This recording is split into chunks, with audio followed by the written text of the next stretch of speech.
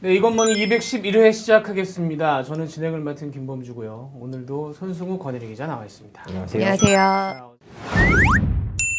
재난지원금으로 얘기를 하자면 지난주 70% 얘기를 했는데 네. 갑자기 이제 100%로 다시 얘기가 돌아갔습니다.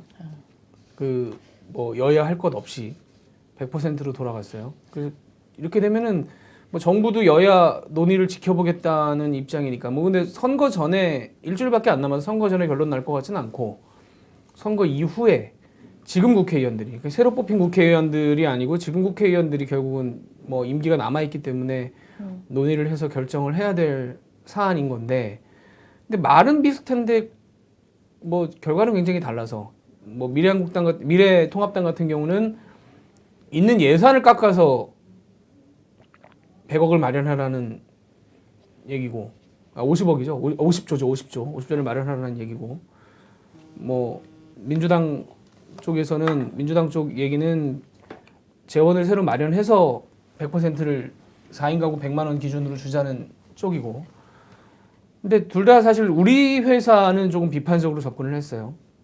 저는 근데 재원을 그렇게 자백 안 하고 해도 되는데 그냥 자연스럽게 방황처럼 얘기해도 되는데 정말 솔직하게 잘해요. 아니 뭐 이렇게까지 솔직할 필요가 있었나라는 생각이 갑자기 문득 들면서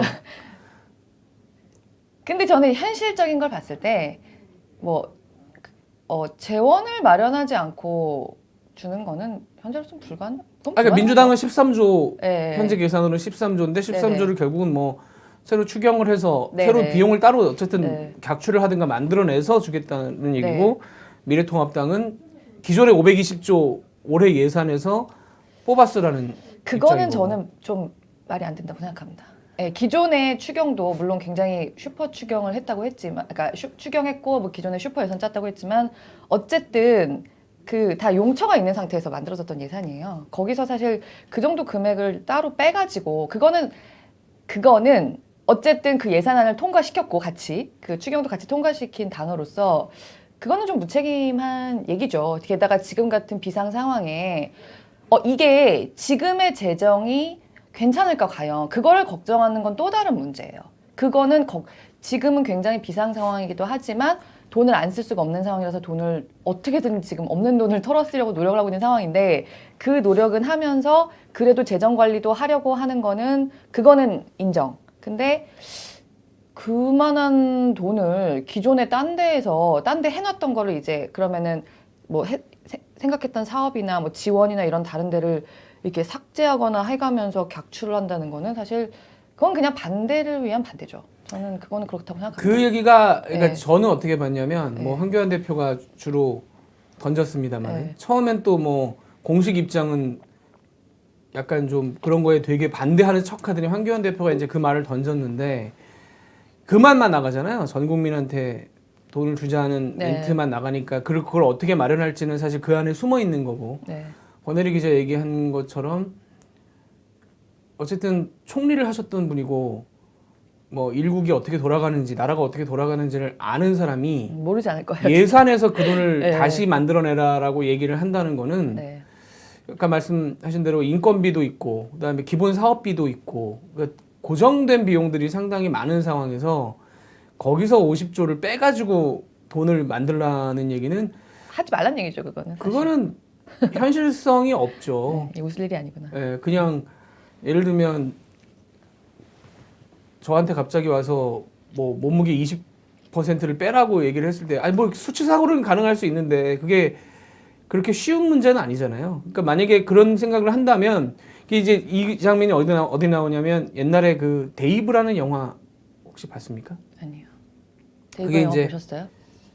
뭔가 지금 업무상 네. 뭘 하고 있는 것 죄송합니다. 같아요. 저희 뭐 유튜브 채널에 무슨 스팸 메일이 아니냐 막 업로드 안 된다고 막 지금 그래서. 이 청취자분들을 위해서 참고로 말씀드리자면 지금 자기 생각에 빠져가지고 무슨 얘기 하는지도 모르고 아 죄송합니다. 저 아 진짜 팀장님 말이야.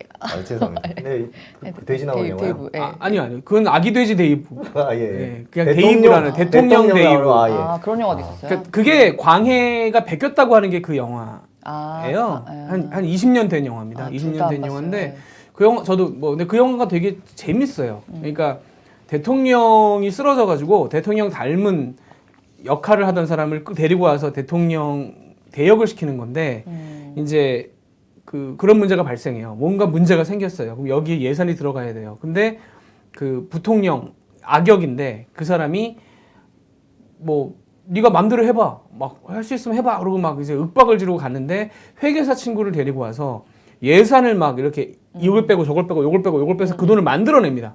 회의석상에서 공식 회의석상에서 이 사람이 대통령이라고 믿는 사람들, 부통령은 알아요, 가짜인지. 근데 이제 다른 사람들은 모르죠. 그 상황에서 이 사람이 정말 대통령인 척 그 회계사 친구하고 아이디어를 내서 거기서 예산안을 조정해가지고 그 비용을 만들어서 자 됐죠? 그러니까 이제 장관한테 그 부에 이 예산 이거 필요 없죠? 그 예산 지금 뭐 꼭 써야 되는 거 아니죠? 뭐 이렇게 해서 막 해가지고 딱 만들어내니까 이제 물론 영화니까 강요들이 거기서 이제 박수를 막 쳐줍니다. 잘했다고. 그 진짜 영화다. 왜냐면 그러니까 그 장면을 떠올리게 하는데 방금 권혜리 기자가 얘기한 것처럼 정말 네. 영화니까 네. 영화적인 상상력으로 가능한 거고 그게 이제 그렇게까지 큰 돈은 아니었던 거니까. 근데 지금 그 돈을 만들어내라 예산에서. 그러니까 만약에 정말로 그렇게 생각한다면 미래통합당도 2당이고 제1야당이고 큰 당이잖아요. 네. 어떻게 가능한지를 실제로 보여줬으면 좋겠어요. 자, 이 예산 필요 없잖아요. 그러니까 대이부처럼 네. 이 예산 필요 없잖아요. 이건 아니잖아요. 이건 아니잖아요. 그래서 실제로 50조를 만드는 한번 모습을 보여줬으면 좋겠어요. 그게 가능하다는 걸. 근데 막상 빨간 펜 들고 예산안 들고 해보면 안 될걸요? 그럼요. 안 될 거예요. 몇억 원짜리 깎기도 게다가 지금 저는 지난번에도 말씀드렸지만 사실 이거는 비용의 문제 때문에 다 줬으면 좋겠다라고 말씀드렸던 입장에서 사실 그 정도 규모를 기존에 이미 책정된 항목들이 있는 예산에서 덜어내는 데 드는 그 시간도 그것도 만만치 거기서 않죠. 오는 혼란도 그 행정 비용도 장난이 아니거든요. 그러니까 그거는 좀 저는 근데 그건 말이 안 거기에 된다고 생각하고. 맞대응하는 차원에서 또 이제 이해찬 대표 입으로 100% 주는 얘기가 나왔는데 저는 그것도 그렇게 쉽게 얘기할 건 아니라고 생각합니다. 그러니까 그 어쨌든 뭐 여론이 그렇기 때문에 선거판이기 때문에 뭐 그렇게 하는 건 알겠지만은 제가 지난주에 얘기한 것처럼 이유가 합당한 이유가 명분이라는 게 항상 정치에서 중요하잖아요. 그러니까 70%로 대통령이 결정했던 걸 내가 100%로 가자고 할 때는 이런 명분이 있습니다라는 어떤 좀 뭐 그럴싸한 포장이라도 돼야 되는데 날개 그냥 튀어나온 것 같아요. 급하니까 100% 우리는 선거 국면이니까. 약간 네. 무슨 배팅하는 느낌 있잖아요. 타짜 보는 느낌. 난 80, 난 90, 뭘 나는 올인 뭐 약간 이런 느낌. 뭔가 이해는 돼. 무슨 상황인지는 알겠는데 그러니까 아니 물론 이제 집행가 최종적으로 결정된 건 아니고 이제 주장을 하는 거지만 그래도 나라에서 중요한 역할을 맡고 계신 분들이 네. 모르겠습니다. 선거판에 굳이 그걸 아닐세, 71세 이렇게 말하는 것도 선거 전략 측면에서는 뭐 약간 바보 같다 그럴까? 그럴 수 있을 것 같긴 한데 그렇게 너나도 100이라고 부르는 것 자체는 참 실제 이렇게 안 되겠지? 뭐 이런 생각이 들더라고요. 저는. 그러니까 이제 누가 뭐 인터넷에 그런 글을 쓰셨더라고요. 뭐 유머라고 생각하는데 만약에 대통령이 처음에 100%라고 얘기를 했으면 이런 얘기가 안 나왔을 텐데 70을 던지니까 다들 100을 얘기한다. 네. 약간 좀 그렇게 뭐 계산한 거 아니냐? 저는 계산한 거 아니라고 생각을 하는데 어쨌든 돌아가는 판이 선거판이라는 게 참 이게 묘한 것 같아요. 결과적으로는 이게 선거가 아니었으면 정말 치열한 논쟁이 붙었고 저는 미래통합당이 100을 절대 얘기하지 않았을 거라고 생각해요. 선거판이 아니었으면. 예를 들면 유승민 전 대표죠. 유승민 전 대표가 황교안 이 안을 포퓰리즘이라고 당내에서 까잖아요. 네. 유승민이라는 사람은 원래 그런 네, 사람이니까 맞아요. 원래 그렇죠. 저는 그 유지를 하고 있는 거라고 생각을 하는데 결과적으로 보면은 그게 아마 미래통합당의 주류가 아니었을까 그런 흐름이. 근데 이제 선거를 해야 되는 사람 입장에서는 그거를 100%라고 던지는. 그러니까 오히려 선거판이기 때문에 조금 뭐 상황이 그렇게 돌아가는 측면이 있는 것 같고 이게 결국은 선거 끝나봐야 정말 100이 될지 뭐 얼마가 될지. 네. 뭐 나라에서 정하겠죠. 그런 또 저는 100으로 안 갈 거라고. 뭐 여야 논의를 해볼 거니까. 네. 근데 미래통합당이 지금 던진 거 보면 결국은 마지막 논의 과정에서 한마디로 틀 수 있는 한마디로 카드는 꽂아 놓은 거죠. 네. 아니 우리는 새로 하자는 적 없었잖아. 우리는 그냥 너네 예산에서 뺐으라고 우리는 이렇게 하는 거 합의해 준 적이 없어라고 얘기하면 이제 손성욱 기자 얘기한 것처럼 결국은 선거 끝나고 나면 무산되겠죠. 저는 그것까지 보는 거라고 생각이 사실 듭니다. 거기까지. 이 문제는 일주일 뒤에 선거 끝난 뒤에 다시 논의를 해봐야죠. 경제 차원에서 접근을 하는 선거 약간 제외하고 선거 끝난 뒤에 지금 뭐 이 시점에서 정치권에 선거 제외하고 내놔봐라라는 얘기는 너무 무리한 요구 같고요. 선거 끝난 뒤에 이제 경제 차원에서 접근을 해야 되겠죠. 그때쯤이면 사회적 격리 기간 거의 이제 지나고 나서 뭐 더 연장될 수도 있습니다만 뭐 그 상황 봐서 그때 되면 이제 경제 상황 그리고 그 사회적 격리 기간이 끝났을 때 우리 소비자들이 진짜 소비를 시작을 하느냐도 좀 지켜봐야 되거든요. 뭐 아까 그 택시 기사분 얘기를 하셨지만 극장을 갈 것이냐, 예를 들어서 아주 기본적으로 여행을 호텔 같은 데 갈 것이냐, 식당 맛집에 줄 서고 가는 걸 다시 갈 것이냐, 이제 이 문제로 우리 소비자들이 얼마나 빠르게 움직여 나갈 수 있느냐. 뭐 날이 더워지면 뭐 사람들이 아무래도 경계심이 좀 덜해질 거라는 예상도 있는데, 근데 의외로 뭐 예를 들면 사람들 많이 모이는 곳에 안 간다든가 그럴 경우에는 빠르게 회복되기가 힘든 상황이잖아요. 그리고 경기 회복 전망들이 나오는데 뭐 그렇게 모두 다 긍정적이진 않은 상황이기 때문에 네. 어느 식으로 또 추가로 뭐 미국도 지금 계속 추가 재정 지원 정책이 나오고 있는데 그런 것들이 어떻게 될지는 좀 더 바이러스에 결국 코로나에 달려 있지 않을까 싶은데 그때 되면 아마 그런 상황들을 고려해서 지원책이 더 나오지 않겠습니까? 선거를 배제하고 그래야 될 것 같아요. 그래서 이제 우리가 선거 얘기를 지난주에 예고를 한 대로 해보겠습니다. 이게 당별로 갈까요? 아니면 어떻게 뭐 사안별로 갈까요? 어느 게 낫겠어요? 막 가죠. 막가요? 네. 권혜리 기자 쭉 보고 저 사실 나서 다 보지는 못했어요. 네. 근데 쭉 보고 나서 든 느낌이 뭡니까? 진짜 이거 먼저 말하고 싶지 않은데. 먼저 말하고 싶지 않아요? 왜요?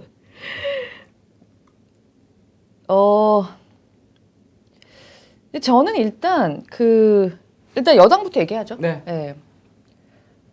새로운 거를 발견을 못 해가지고요. 근데 예. 제가 쭉 보고 난 네. 느낌이 뭐냐고 네. 일부러 물어본 이유가 네. 모든 당에서 새로운 걸 발견하기가 어렵습니다.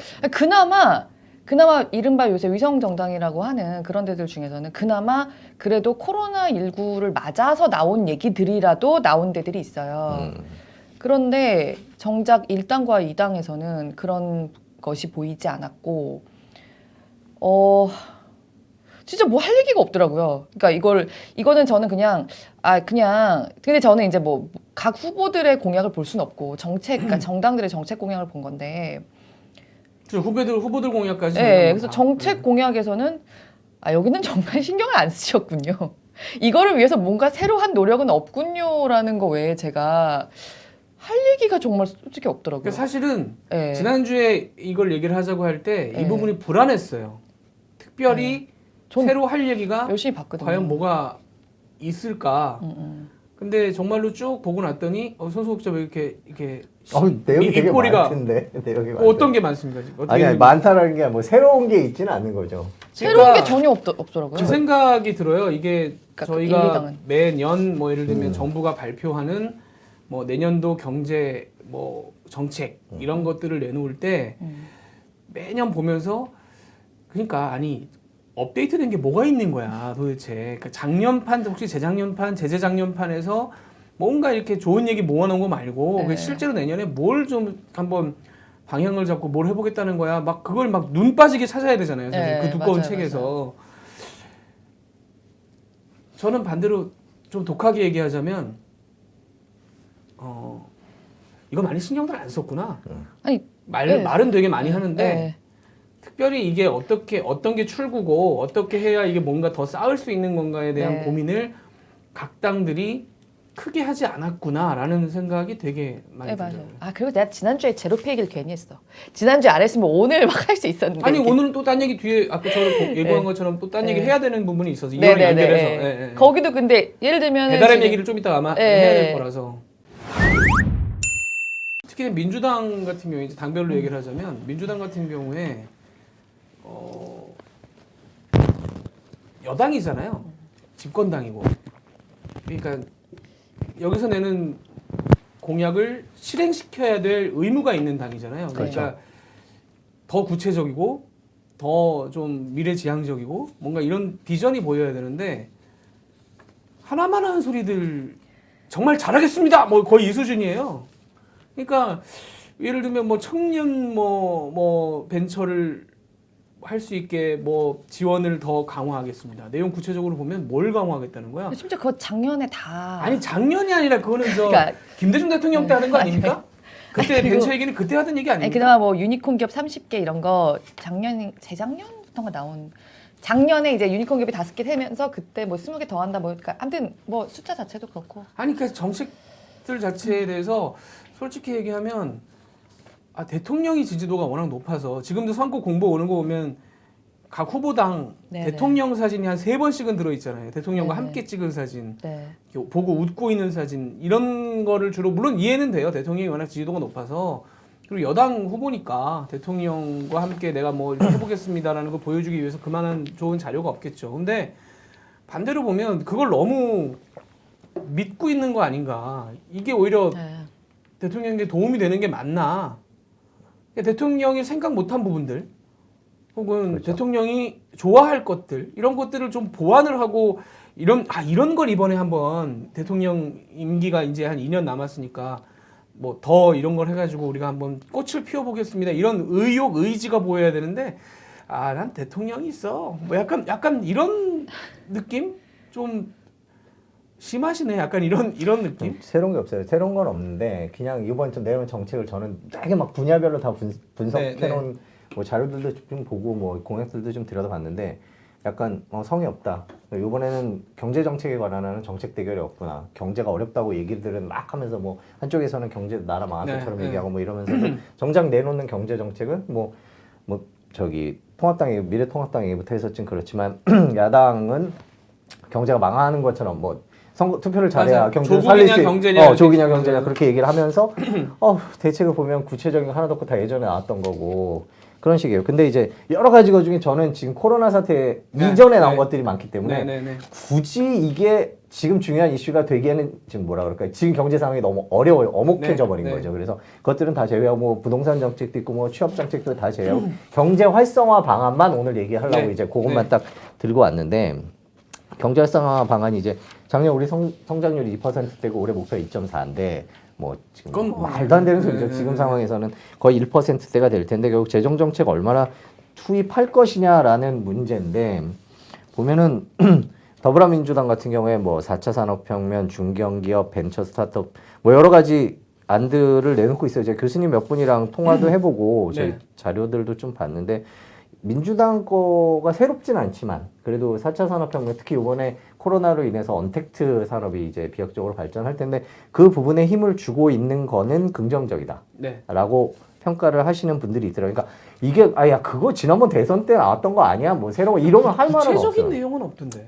5대 유망식품 분야, 3대 신산업, 뭐 대표 중견기업 100개사 아니 3대 선정. 신산업도 저 뭐 나왔던 시스템 거예요. 반도체 뭐 얘기 나오고 하는 거야. 뭐 이건 글로벌 강소기업 200개사. 아니, 이게 이번 총선 공약 아니에요? 아니에요. 그러니까 내 말은 네. 뭐냐면 제 말은 내가 얘기했잖아. 이번 거 아니라고 대선 때부터 나왔던 거. 하여튼 아니 시스템 반도체는 20년 된 거고요. 아니, 제가 더불어민주당 지지하자는 것도 아니, 아니고. 무슨 얘기인지 알아요. 근데 하여튼 그러니까 그거 놓고만 봤을 때는 지금 정부가 추진하고 있는 거니까 거기다가 조금 더 하겠다라는 내용들이 보인다는 거죠. 뭐 숫자가 좀 늘었다라고 권혜리 기자가 아까 얘기하는데 아니 늘지 않았어요. 그냥 그대로예요. 그대로. 그래서 뭐 아무래도 그 통합당 거보다는 좀 구체적이긴 하나 그러나 이제 나쁜 얘기를 해보자면 이제 그 재원 조달 문제 같은 분야에 있어서나 그다음에 새로운 게 없다라거나 그다음에 뭐 나왔던 게 그대로 나왔다는 거라 그다음에 이 재정 문제에 있어서 재원 조달 가능성이 불투명하고 집권 여당이라서 이거를 몇 년 동안 해왔음에도 불구하고 아직도 이것들이 구체화 상당 부분 조금씩 만일에 오래된 공약이라면 지금 어느 정도 윤곽을 드러내고 있음에도 불구하고 몇 년이 지났는데도 이걸 돈을 어떻게 마련할지를 아직도 그 얘기를 내놓고 하고 있지 싶은 거예요. 못한다. 그러면은 못하고 있다. 이제 그 그동안 얘기- 몇 년 동안 같은 얘기를 해왔는데 그거에 대해서 요거는 좀 사실 그리고 지금이 뭐 3년 차잖아요. 이만큼 해보니까 이런 거는 좀 수정이 되어서 이렇게 됐다거나 뭐 이런 것도 그러니까 제가 이제 그 얘기를 하려고 그랬는데 죄송해요. 그래서 예. 그런 차원에 있어서는 이거는 여당이 내놓은 아니고 대선에 있었던 걸 그대로 베꼈으면 약간의 뭐 한두 개 그때에 비해서 달라진 것이 있다고 주장하더라도 이렇게 이 정도밖에 내놓지 못한 건 좀 아쉽다. 성의가 없다. 이런 얘기들을 저는 또 이제 하시더라고요. 이슈가 될 만한 공약 중에 더불어민주당과 더불어시민당이 같이 최근에 냈던 공약이 이제 복합 쇼핑몰 영업 제한을 하겠다. 그거를 냈어요. 결과적으로 이제 스타필드 같은 데들 또 영업 제한을 하겠다라는 건데 글쎄요. 저는 그러니까 제가 무슨 대기업 편이 아닌 거는 아마 방송 쭉 들어보신 분은 아시겠지만 근데 반대로 이 제한을 거는 방식으로 얼마나 효과를 낼 수 있나라는 부분에 있어서는 상당히 좀 저는 좀 걱정스럽습니다. 그런 저도요. 방식을 또 내놓는다는 거예요. 예를 들면 마트 영업 규제 그러니까 마트 영업 규제를 저희가 몇 번 말씀드렸습니다만은 뭐 예를 들면 거기 일하는 분들이 휴일이 있어야 된다. 그게 없기 때문에 계속 돌아가는 그런 문제들이 있다라는 부분, 그 부분은 동의를 해요. 하루 그냥 문을 닫아가지고 강제로 쉬는 날을 만들어 주는 것. 물론 요새 큰 대형마트들 그 근로 시간 상당히 지켜서 하기 때문에 네. 휴일이 없진 않아요. 그건 뭐 근데 이제 거기 입점에 계신 분들 이런 분들은 그런 문제가 있을 수 있죠. 그래서 뭐 그런 차원에서 근로자들의 어떤 건강권 차원에서 문을 닫게 한다. 뭐 이건 저는 그건 차라리 네. 이해하겠어요. 근데 경기 활성화라는 측면에 있어서는 대형 쇼핑몰을 문을 닫는 것이 과연 정답인가? 그걸 닫으면 그 옆으로 정말 옮겨가는가? 저는 그 부분에 있어서는 제가 몇 번 얘기 드린 거지. 최저임금 그리고 지난주에 재난지원금 말씀도 그렇게 드렸습니다만은 근거를 가지고 얘기를 했으면 좋겠어요. 정말로 그게 지금 뭐 마트 영업 규제를 한 이후에 전통시장의 매출과 장사가 계속 더 떨어진단 말이에요. 그리고 마트도 지금 줄어들고 있잖아요. 마트도 장사가 안 되잖아요. 상황 자체가. 완전히 세상 판이 바뀌고 있는데 대형 쇼핑몰 규제를 얹겠다? 그건 그냥 저는 액션이라고 저는 생각을 하거든요. 우리가 이런 것도 해. 저는 약간 이건 좀 강하게 비판하고 싶습니다. 개인적으로. 진짜 답답해요, 솔직히. 되게 답답해요, 진짜. 그러니까 이 마음이. 그러니까 4차 산업혁명을 얘기를 맨 앞장에 써놓은 당이잖아요. 그럼 4차 산업혁명으로 바뀌는 지금 이 상황들이 어떤 상황인지에 대해서 인지하고 오히려 거기에 대한 가이드라인을 제시하고 뭐 이러면 모르겠는데 4차 산업혁명은 저도 관심이 많아서 이번 거기서 많이 봤는데 네. 뭐 두 당 다 그래서 구체적이지 않습니다. 미래통합당으로 미래통합당은 아예 4차 산업혁명에 대해서 얘기할 완전 것도 없고요. 네. 얘기하고요. 네, 그다음에 법인세 인하 법인세 인하 얘기하고 뭐 그런 얘기들이 있고 뭐 솔직히 말하면 경제를 아마 이번 선거에 포인트를 잡고 가고 싶었을 거예요. 그렇게 예. 경제를 잘하는 당이라고 그렇죠. 보내드리고 근데 그렇게, 너무 예. 그렇게 보기에는 너무 웃겨요. 빈약했어요, 솔직히. 너무 웃겼어요. 그래서 아니, 왜냐면 뭐지? 이렇게 하면 안 아니 돼. 현 그나마 이 정부가 아니라는 선관위 거. 홈페이지에 가면은 그 여기는 누르면 뭔가 이 PDF가 열리게 되어 있더라고요. 그래서 오 뭐가 많은가 보다라고 딱 들어갔는데 네. 지금 여기 이쪽에 이 경제정책 담당하는 분이 누구죠? 이게요. 미래통합당 공약을 보고 든 생각이 뭐냐면 왜 그런 거 있잖아요. 2등인데 1등을 해야 되는 상황이잖아요. 그렇죠. 그러면 악착 같아야 됩니다. 맞아요. 뭔가 여기서 오기와 결기가 보여야 됩니다. 얘네가 정말 잘못하고 있어요. 그래서 내가 이걸 이렇게 한번 진짜 하면 여러분들 정말 절 찍어 주시겠습니까? 네. 이렇게도 안 하면 제가 이렇게도 해보겠습니다. 뭔가 이런 오기와 결기가 보여야 되는데 근데 그냥 인식 자체가 그 전에 전 정권 집권했을 당시의 공약들을 그냥 그대로 내놓은 거예요. 그러니까 이쪽은 아니야 이렇게 전후가면 돼. 근데 대부분의 경제학자들은 제가 궁금해서 전화를 몇 통을 하고 왔는데 그냥 그거예요. 뭐냐면 전 정권에서 실패했다는 것이 사실상 입증된 정책들이 몇 가지 있는데 그게 아직도 아니야. 그건 맞는 정책이야. 대기업을 살리면 뭐 이렇게 그 몇 년 전에 사라진 진짜 낙수 효과 뭐 이런 걸 하는 것 같아요. 되게 안타깝고 이 담당자가 열심히 안 하는 것 같더라고. 민부론 얘기도 안 들어가 있죠. 이거는 거의. 그러니까 지금 그러니까 민부론은 왜 한 겁니까 도대체? 그러니까 이 정당 정책 공약을 이렇게 열어보는 사람이 있을 거라고 생각되어지지가 않은 것 않아요. 같아요. 이 네. 둘 다 그러니까 우리도 뭐 이걸 우리가 열어보고 안 봐야지. 그러니까 이거 나름 여기 한다고 뭔가- 몇 시간 동안 아니 앉아서 봤는데 그러니까 저는 사실은 미래통합당 거는 무슨 생각을 했냐면 민주당은 1등이잖아요. 집권당이고. 그러니까 그래 그런다고 쳐요. 왜냐하면 지금 있는 거를 그 집권 세력이 뒤집자고 할 수는 없잖아요. 네. 이거 하고 있는 거니까 그래도 이걸 되게 지금까지의 강화하겠습니다라는 성과와 얘기를 할 수 강화하겠다 있으니까 이런 게 좀 있었으면 좋았겠죠. 민주당의 내용은 약할 수밖에 없어요. 사실은 뭘 더 새롭게 하겠습니까? 사실은. 그래도 중간 평가에서 그러니까 수정하거나 여기까지를 고민한 점검을 흔적은 하고. 있긴 그러니까 했어요. 그러니까 그런 건 그걸 있죠. 기대했는데 근데 그건 좀 아쉽고. 미래통합당은 이겨야 되는 쪽이잖아요. 새로운 패러다임을 제시를 해야 되는 쪽이잖아요. 공격적으로 진짜 저도 해야죠. 그냥 해서요. 아니 뭐 민부로는 두껍기라도 했지라는 생각. 아니 민부를 넣든가 차라리. 근데 얘네는 아니, 그러니까 내 정책위 의장이 누구냐고 지금 여쭤본 이유가 이 정책 담당하는 분이 아니 뭐 솔직히 말해서 뭐 그 당이라 그래서 인재가 없겠습니까? 뭐 있을 거 아니에요. 그리고 경제 논리라는 게 항상 경제 이론이라는 게 이쪽 주장이 있으면 저쪽 주장이 있을 수 있는 거고. 그래서 그런 것들을 좀 이렇게 그럴듯하게 포장을 할 수 있지 않았을까요? 좀 그런 이제 좀 아쉬운 것 같아요. 정치권에서 그런 얘기를 해요. 정치권에서는 이기는 쪽으로 인재가 몰린다고 그러더라고요. 아, 어쨌든 그래요? 간에. 근데 그러면 그동안에 민주당이 네. 지난 총선 전까지 민주당이 이기는 쪽이 절대 아니었단 말이에요.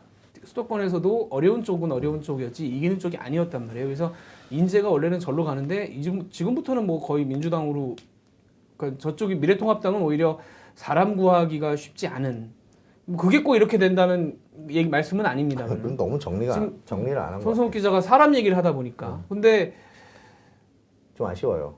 아니요 그러니까. 조금이 아니라 이게 경쟁을 두 당이 세게 붙어야 어쨌든 1, 2당이 될 거고 경쟁이 세게 붙어야 새로운 뭐 뭔가 충돌이 벌어지면서 거기서 사람들이 길을 찾고 거기서 나라가 발전하는 뭔가 이 논쟁이 벌어질 수 있는데 그 패러다임 그 장을 만들었어야 되는데 저는 그래 선거 전략적으로 경제가 뭐 망했다라고 주장을 한다면 그래서 그러니까요. 이래서 망했고 우리는 이렇게 하겠다는 게 귀에 딱딱 꽂히는 뭔가를 던져줘야 될 거 아닙니까? 먼저 던져줘야 되는데 그게 없다는 점이 선거 전략 측면에서도 좀 과연 맞나? 국가 아니, 차원에서도 그렇고 좀 이 당이 여야가 경제 정책 갖고 이렇게 좀 이걸 싸웠으면 좋았을 텐데. 내놓은 그러니까 원전 돌리고 법인세 내려주면 경제 살아납니까? 그러니까 반대로 얘기를 하면 미래통합당의 이 거를 정말 그대로 실현을 하면 경제가 살아나냐라고 얘기했을 때 아닐 것 같거든요. 왜냐면 손정욱 기자 아까 얘기한 것처럼 이미 저번에 해봤다가 안 된 것들이잖아요. 그러니까 식은 반찬 다시 렌즈에 데워가지고 지금 가지고 나와서 우리 집이 맛집이에요라고 얘기하는데 사람들이 볼 때는 야 이게 뭐야 도대체라는 생각을 하는데 권혜리 기자가 얘기한 것처럼 맞는 게 누구도 공약집을 안 본다라고 생각을 하는 거죠. 그러니까 이런 사태가 발생하는 거고 심지어 근데 저희 같은 경우도 언론의 입장에서 공약들을 분석하는 리포트 뉴스를 만들고 있습니다만은 네. 겁나 재미없고 겁나 시청률 떨어집니다. 저희 거기서. 그래요. 참 안타까운 예, 예. 지만 시청률은 빠지는 아이템이죠. 관심이 없죠, 사실은.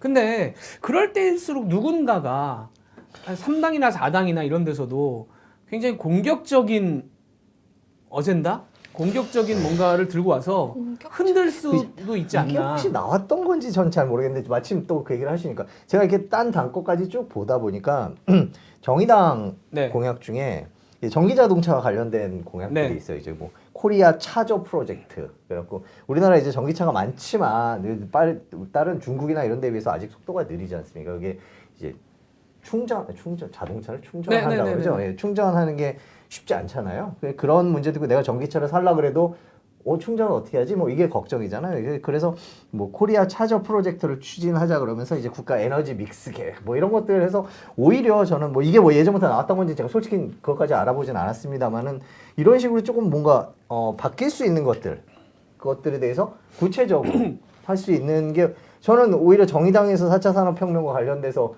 눈길을 끄는 아이템이 제가 이렇게 넘기다가 멈추는 거가 있으리라고 생각을 솔직히 뭐 구체적으로 써놨을까? 왜냐면 앞에 당들이 워낙 이게 순서가 네네네. 그래서 그러니까 근데 눈길을 끄는 것들이 있어서 저는 이런 것들은 좀 부각이 됐으면 좋겠다라는 생각이 들더라고요. 그러니까 정의당이 진보적이고 개혁적이다라는 이미지에서 저는 이런 것들은 환경, 에너지, 전기차 이런 앞으로 뭐 이제 그게 대세니까요. 플라스틱도 어떻게 안 쓰려고 하는 뭐 그런 세상이 점점 다가오고 있으니까 그런 쪽으로 해서 차별화하는 것도 좋지 않을까라는 생각이 들어요. 그건 예. 좋은 관점이라고 생각합니다. 예. 그러니까 정의당 답잖아요. 그렇죠? 4당에서 예. 뭔가 좀 그런 걸 세게 원래 있었던 건지 잘 모르겠습니다. 밀어붙여서 네.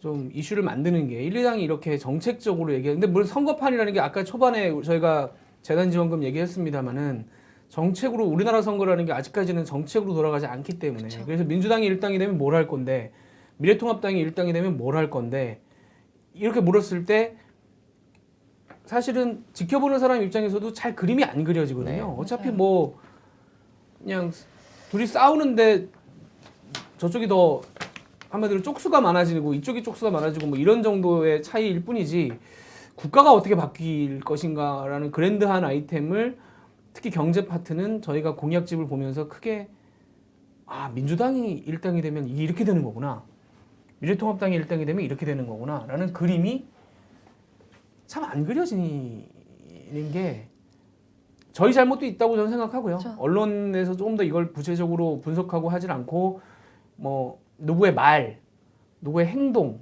뭐 특히 어느 지역에서 누가 뭐 붙어서 누가 이기냐 뭐 이런 거에 너무 집중하다 보니 이런 부분이 사실은 부각이 안 되는 건 저희 잘못도 크지만 어쨌든 간에 안타깝다, 아쉽다. 이게 4년마다 한 번씩 벌어지는 국민들이 그 국가가 가는 방향을 결정할 수 있는 찬스인데 그런 찬스를 살리지 못하는 거죠 결과적으로. 저희도 진짜 근데 사실 선거 때문에 그런 얘기 하잖아요. 우리 진짜 정책에 초점 맞춘 보도를 해야 되고 근데 사실 네. 저희도 문제가 있고 그런데 또 사실 정책에 초점 맞춘 보도로 관심 끌기도 힘든 것도 분명히 있어서 저는 하나 제안 드리고 싶은 거는 그 사실 이게 좀 저희도 수준이 높아지고 저희가 수준도 높아지고 정치도 이렇게 좀 정책에 좀 초점을 맞춰서 이럴 때 진짜 우리한테 표를 주시면 우리는 이런 철학으로 이렇게 나라를 끌고 가겠습니다라는 거가 되려면 사실 또 관심도 많이 가져주셔야 돼요 이런 네. 거에 그런 면에서 지금 선거 관련된 홈페이지 가면은 각 당의 그 정책 공약 다 한꺼번에 볼 수 있는데요 지금 이번에 당이 굉장히 많잖아요. 네. 무려 14개 당이 전혀 정책 공약을 제출하지 않았습니다. 없는 거예요. 여기 상당히 유명한 의원들 들어가 계신 당도 있긴 있어요. 제가 지금 다 세봤는데 아무것도 제출하지 않은 데가 14군데나 돼요. 이런 거는 저는 하다못해 이런 거라도 일단 좀 이렇게 하면 곤란하다라고 하는 거를 좀 보여주셔야 되지 않나. 이게 내놓은 정책이 되게 뭐랄까 희미하고 혹은 뭐 새롭지 않고 이런 것도 문제일 수 있지만 이렇게까지 뭐랄까 정책 베이스에 대한 신경을 쓰지 않으면 이런 데는 조금 감안하시고 투표하시는 것도 필요하지 않나. 낸 당은 몇 개예요? 그럼? 낸 당은 한 30개 되나? 14개가 안 냈으니까 지금 자 몇 개였죠? 제가 뭐라도 지금. 좀 쓰지. 그거 뭐 이렇게 어려운 한 줄이 없어요. 단 한 줄이. 어. 이런 거는 좀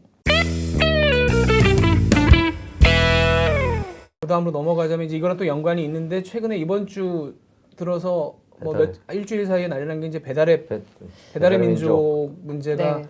벌어져서 이것도 결국 정치 문제가 돼버렸어요. 선거판에서는 어차피 선거판이기 때문에 그래서 이제 배달의 민족이 정액제로 받던 거를 그러니까 68,000원씩 받던 거를 5.8% 매출에서 떼겠다라고 네. 발표를 하면서 난리가 났습니다. 지금 일단은 선거판이 이재명 지사가 뛰어들고 뭐 이러면서 얘기가 커져 버렸어요. 네. 뭐 대강의 내용은 이제 지금 이 코로나 전국 와중에 배달의 민족이 요금제를 바꿨고 그것이 자영업자들한테 더 받아가려는 것 아니냐라는 논란이 불거지면서 비 올 때 우산을 뺏는 타이밍이 참 타이밍이 참. 뭐 근데 이제 뭐 배달의 민족의 반론은 뭐 숫자는 비슷하다. 액수는 안 밝히고 있죠. 그 전과 이유가 뭐 더 많이 내는 분 반, 덜 내는 분 반 이렇다. 그리고 뭐 그쪽에서 이제 하는 말은 큰 자영업자일수록 그러니까 저 뭐라 그러죠? 매출이 큰 분들일수록 돈을 더 내야 되는 그쵸. 거고 매출이 작은 분들은 따라가니까 비율로. 오히려 그렇지 네. 않다. 라면서 이제 얘기를 하고 있으나 그럼에도 불구하고 지금 정말 어려울 때 아닙니까? 진짜 너무너무 어려울 때고 또 어떻게 보면 다 요즘에 배달을 해서 먹기 때문에 그 배달의 민족으로서는 어떻게 보면 가장 지금 자기네들 입장에서는 상황이 나쁘지 않은 상황에서 이제 요금제를 건드림으로 인해서 자영업자들을 불안하게 만들었다라는 게 이제 논란의 핵심인 거죠. 저는 개인적으로 타이밍은 타이밍은 정말 정말 아니라고 안 봅니다. 좋았어요. 근데 지금 구체적으로 숫자를 밝히고 있지 않죠. 배달의 민족이 어떤 상황인지 뭐 이렇게 함으로써 이익을 보는지 장기적으로 어떻게 하는지 모르겠지만 지금까지 해온 일련의 배달의 민족의 정책들을 보면 본인의 가치를 높여서 뭐 매각이나 이런 과정에서 유리한 협상을 하기 위해서 마음에 들지 않는 주관적이구나. 그 자영업자들을 크게 배려해주지 않는 그런 정책들을 많이 펴오고 눈 가리고 아웅 다양한 식의 뭐 돈을 더 받는 뭐 깃발 꽂기 뭐 여러 가지 정책을 폈다는 점에서 이렇게 의심의 눈초리를 받을 만한 행보를 보여왔기 때문에 이번에 아직 이제 구체적인 데이터 공개는 이루어지고 있지 않습니다만은 지금 상황에서는 좀 문제가 있는 거 아니냐라는 얘기를 많이 듣고 있죠. 근데 이게 하자면. 이제 저는 사실은 모든 일이 특히나 기자 일을 하고 취재를 하다 보면 모든 일이 원사이드하진 않잖아요. 그렇죠. 그러니까 완전히 이쪽이 잘못했고 완전히 이쪽은 나쁜 놈이고 이런 경우가 사실 많진 않아요. 그쪽은 또 그쪽 나름의 논리가 뭐 있죠. 맞는 측면이 있고, 근데 이쪽이 또 뭐 이런 반론이 나오면 또 그 부분도 맞는 측면이 있어서 사실 지켜보는 입장에서는 5대5로 보도를 하면 답답하죠. 누가 맞다는 거야 도대체. 그렇죠. 그러니까 원사이드하게 써줘야 속이 시원하죠. 이놈이 나쁜 놈이에요. 그리고 막 같이 돌을 던져주면 뭔가 속이 시원하죠. 근데 배달의 민족 같은 경우에 저는 양면이 다 있다고 생각해요. 손승욱 기자가 얘기한 부분. 타이밍이 왜 지금이냐. 네. 왜 이렇게 어려울 때 그런 걸 불확실성을 내놨느냐. 던지느냐. 뭐 여러 가지 얘기가 나올 수 있는데 여기서 재밌는 얘기를 하나 하자면 아마 이 부분은 크게 보도가 안 되는데 배달의 민족이 그 얘기를 꺼냈을 때 꺼낸 게 작년 말입니다. 사실은. 그러니까 실행을 이번에 들어가는 거고 작년 말에 얘기를 꺼냈을 때 외식업 중앙회가 환영 성명을 냅니다. 왜냐하면 정말로 대다수의 가게들은 내려가는 게 맞아요. 비율로 따지니까요. 비율을 따지면. 네, 매출 비율로. 그러니까 이제 이 전체에 있는 데 중에 전체 외식업 하는 요식업 하는 가게들이 있다면 이렇게 해서 비용이 줄어드는 데가 더 많긴 해요. 근데 배달의 민족 입장에서는 큰 가게들에서 더 받아내기 때문에 네. 그 회사 입장에서는 그게 이득인 거고. 그쵸. 지금 기사 나오는 데들은 대부분 그렇게 장사가 상당히 잘 되는 가게들에서 반발이 나오는 거죠. 맞아요. 그러니까 배달의 민족이 옳다고 말씀드리는 게 아니라 네. 상황 자체는 그래요. 상황 자체는 그런데 근데 이제 반대로 말씀드리면 제가 이제 뭐 모든 게 다 양단이 있다고 말씀드렸죠. 그러니까 그렇게 그러면 장사가 잘 되는 가게들 입장에서는 새로 비용이 들어가는 거니까 당연히 불만이 있을 수밖에 없죠. 기존 방식이 훨씬 좋고 뭐 둘 다 저는 일리가 있다고 생각합니다. 둘 다. 근데 그 사이에서 이제 어떻게 이 중용을 지켜서 결론을 낼 거냐라는 건데 배달의 민족 입장에서는 옛날 방식으로는 돈이 안 되니까. 그리고 배달의 민족의 또 한 가지 참 웃기는 점은 이 방식 건당 수수료를 뜯는 방식에 대해서 몇 년간 비판을 했거든요.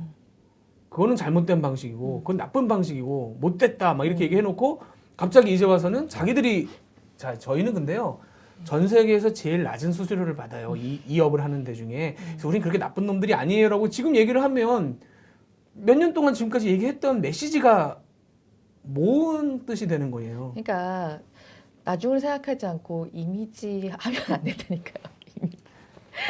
중장기 전략이 부재했던 네. 거죠. 이 회사는 왜 나는 되게 막 이미지 하면 안 된다니까 이거 막 이렇게 멋있게 중장기 전략이 부재했던 거죠. 생각이 없다는 얘기죠. 쉽게 네, 얘기하면. 그러니까. 이렇게 갔을 이미지 때 관리.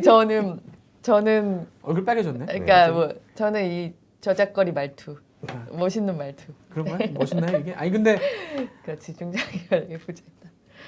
지금 이 시점에 던지는 것도 그렇고 그동안 몇 년 동안 그런 말을 했던 것도 그렇고 뭐 하는 거 보면 전략이 없이 그냥 덜컥 아니 그 회사는 그런 거 판단해주는 부서가 없나 봐요. 있대요. 아 있대요? 네. 그리고 아니 뭐 전략 영입도 기획팀이라든지 했고 최근에 영입도 했고 뭐 홍보팀도 있을 거고 전략기획팀도 있을 거고 뭐 그런 팀들이 있을 거 아니에요. 이걸 내면 여론이 어떻게 돌아갈지는 뻔히 보이는데 이런 업체들의 특성인데 왜냐하면 그렇게 작은 업체에서 커왔기 때문에 듣기로는 그냥 대표가 다 한답니다. 아 대표가 네. 옆에서 뭐 이렇게 아니 왜냐면 그렇게 해서 여기까지 커 왔으니까. 그러니까 진짜 자신감이 있겠죠. 네, 그래서 대표가 그렇게. 그러니까 그런 회사들의 대표 결정력은 갑자기 농심 커피가 왜 생각이 날까요? 네, 제가 전에 말씀드렸던. 네, 농심의 그 농심 유명한 커피. 강글리오 커피. 강글리오 커피라고. 그거 제가 네.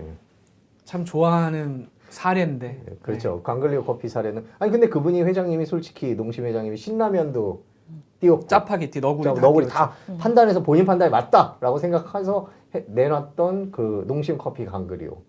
그건 정말 욕 나오죠. 제가 지금은 없죠 이제. 예, 네. 투까지 나왔다가 이제 끊겼어요. 예, 그렇군요. 근데 하여튼 그런 식으로 판단을 하니까 위에서 맛있네.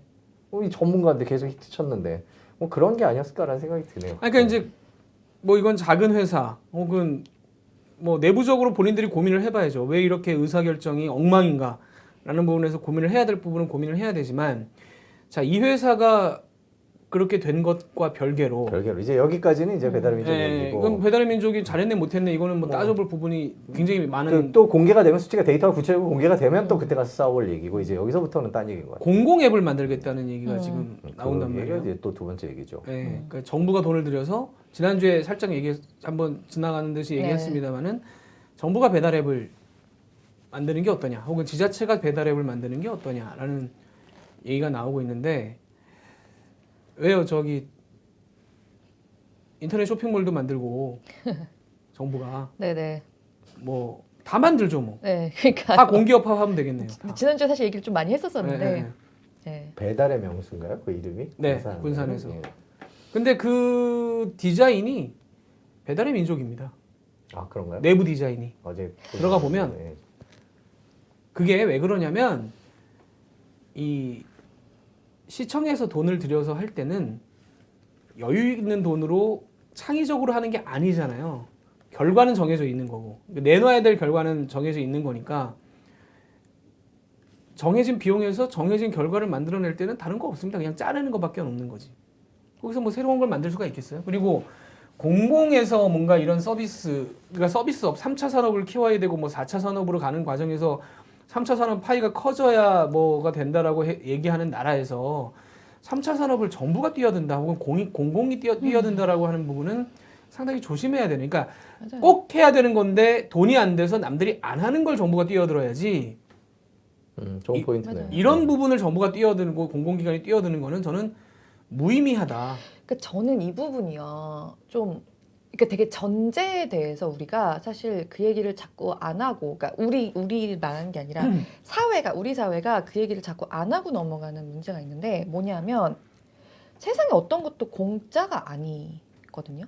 그러니까 내 물건을 내가 제공하는 제어와 서비스가 공짜가 되거나 후려쳐짐을 당하면 내가 위협을 받듯이 세상에 어떤 것도 공짜가 아닌데, 약간 우리가 실체가 있어 보이는 어떤 물건이나 이런 거에 대해서는 그런 개념이 딱 있는데, 우리나라 사람들이 이게 뭐 서비스다, 뭐 예를 들면요, 딱 말해서 공공 배달앱 같은 경우는 세금을 많이 쓰거나 거기다가 아니면 누군가의 노동력은 값싸게 매겨지지 않으면 지금 얘기하는 그 자영업자들께 보탬은 안 되는 거예요.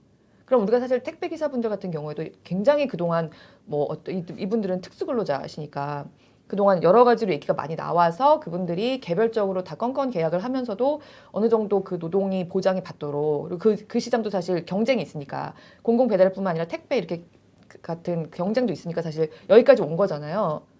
근데 마찬가지로 공공 배달앱 그러면 당장 원사이드 자영업자들께는 도움이 되는 것처럼 보일 수 있겠지만 장기적으로 보면 그렇게 되지 않을 가능성이 사실 굉장히 큰 거예요. 공공에서 무슨 사업을 자꾸 하겠다고 하는 게 참 그런 부분이 약간 얘기가 잘 안 되고, 항상 이렇게 아까 뭐 그 미래통합당 같은 경우에 100조 근데 그 들여다보면 다른 내용이 있는 것처럼 제목만 보고 약간 이미지로 이거는 착한 일, 저거는 나쁜 일, 자꾸 이렇게 뭘 생각하기 시작하면은 사실은 많은 부작용을 간과하게 되거나 모르고 넘어가게 되는 것들이 너무 많다고 생각해요. 그러니까 일부 언론들이 네. 이 판에 어디라고 구체적으로 말씀드리긴 그렇습니다만은 네.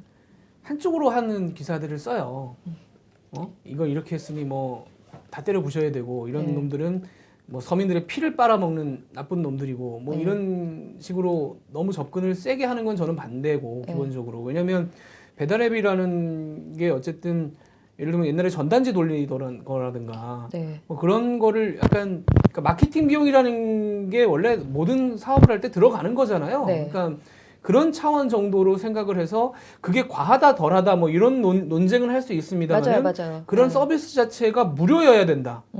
서비스 자체가 그게 돈도 뭐 니네 품도 하나도 안 들이면서 앉아가지고 봉이 김선달처럼 돈만 떼먹는다라고 보는 거는 저는 그게 그렇게 생각하면 3차 산업 떠나서 4차 산업도 안 되는 그렇게 거고. 되면 혁신이라는 게 일어나질 않습니다. 네. 그러니까요. 그러니까 누군가가 너 가만히 앉아서 돈 버는 거 아니야? 가만히 그냥 이용하면서 그러면 가만히 앉아서 돈 버는 시스템을 만드는 게 혁신이거든요. 지금 전 세계가 다 플랫폼 기업으로 가고 있고 뭐 구글 뭐 굳이 페이스북 뭐 아마존 이런 얘기를 하지 않더라도 그들이 계속 추구하는 거는 효율성이고 처음이 어려운 거 그다음 그러니까 그런 혁신들을 계속 이뤄나가는 거고 뭐 배달의 민족의 혁신이 아니냐는 뭔 논외로 하고 그러니까 그런 식으로 노대로 할 수는 없죠. 그러니까 뭔가 새로운 것을 만들어내는 그런 것들이 뭐 이렇게 이거는 정부가 해야 되겠어, 이건 공공이 해야 되겠어 이렇게 확확 가져갈 수도 있다라는 거는 혁신을 저해하고 특히 저는 4차 산업혁명에서 그런 것들이 젊은이들이 요즘에 스타트업에 많이 뛰어들고 있는 상황에서 전 바람직하지 그러니까 않은 메시지를 줄 수 있다고 생각해요. 소비가 새로 창출되지 않는 분야에서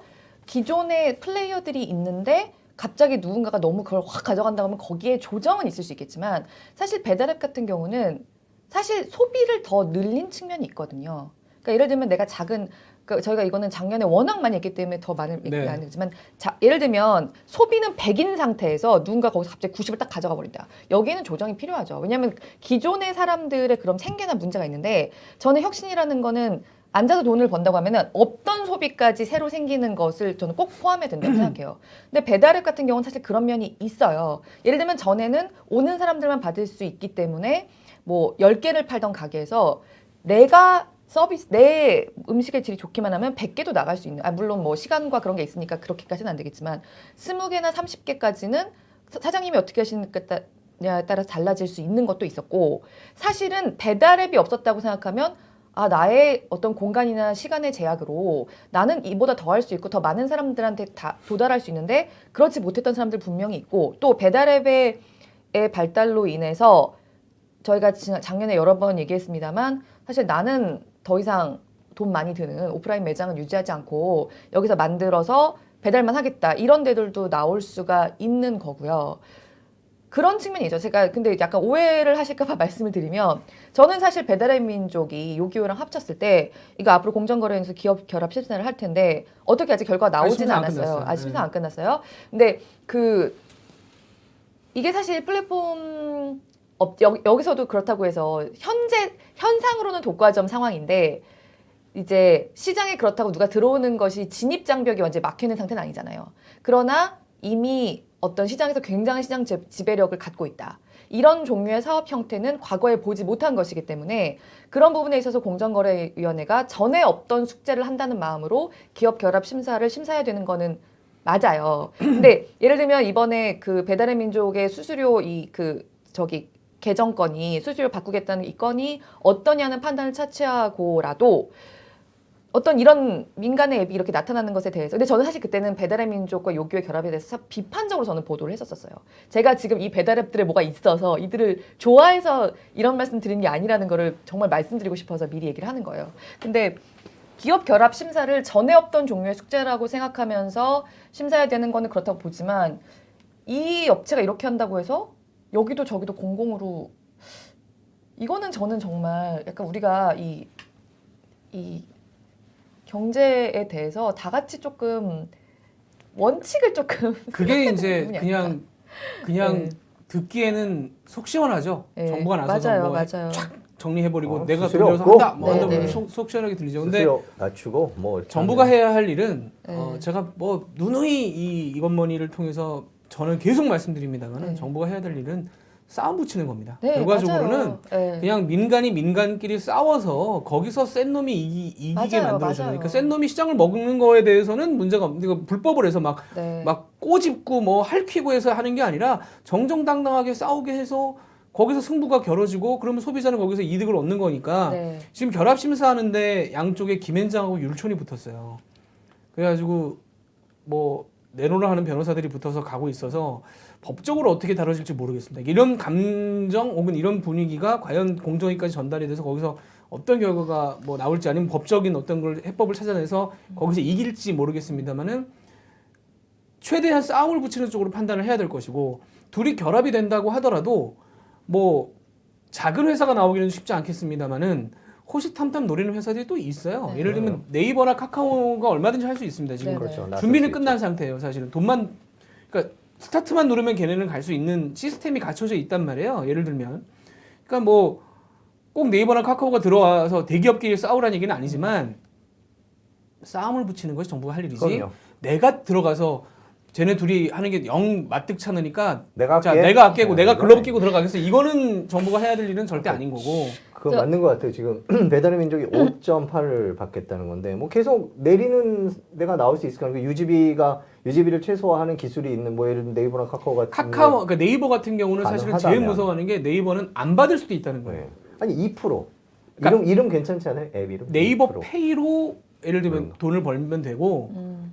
그거 수수료 나는 거의 안 받겠다고 네이버는 그러니까 초반에 특히나 돈이 많기 때문에 진로가 들어올 수도 있다는 거예요. 그럼요. 예를 들면 그럴 때 사실 네이버가 그렇게 들어오면 사람들이 이제 더 난리치니까 네이버가 이걸 왜 해? 근데 근데 만약에 만약 이분이 합병 가면 승인이 나서 그리고 이분이 네이버는 그렇게 가면 들어올 수 있죠. 네이버 카카오 들어와라 그러면 뭐 2%뭐 3% 1% 이렇게 내려가면 지금 마치 쿠팡한테 손정희 회장이 뭐 그런 거죠. 적자를 계속 봐도 일단 플랫폼을 먹어라고 하는 그러니까 그래. 근데 이제 공공이 이런 걸 끼어들었을 때 어떤 사태가 발생하냐를 사실 잘 보여주는 게 현재 잘 보여주는 게 네. 중국의 조선업이라고 생각합니다. 음. 중국의 조선업. 왜냐하면 우리나라 조선업에서 처음에 중국에서 막 정부에서 돈을 퍼부어가지고 상당히 긴장을 했었는데 우리나라의 조선 전문가들이 네. 중국에 가서 보고 온 보고서가 하나 있어요. 근데 그걸 전에도 한번 얘기했던 것 같은데 거기서 나온 포인트가 뭐냐면 이 중국 조선소의 CEO들 최고 경영자 급들은 조선을 하려고 하는 사람들이 아니다. 이 사람들은 어차피 당에 돌아갈 사람들이다. 당에나 혹은 지자체에서 지정이 돼서 온 사람들이기 때문에 여기서 업적만 쌓으면 거기 돌아가서 거기서 잘 되려고 하는 거지 여기서 회장하려고 사장하려고 하는 사람들이 아니다. 그렇기 때문에 중국의 조선업은 발전할 수 없다. 라는 결론에 도달해요. 그리고 그 지금 중국 배의 어떤 상태 이런 거를 봐도 뭐 아직까지 우리를 쫓아오기는 힘들죠. 요원하고 그런 점에서 볼 때는 공공 앱을 만든다는 것이 공공의 핵심 사업일 수는 없습니다.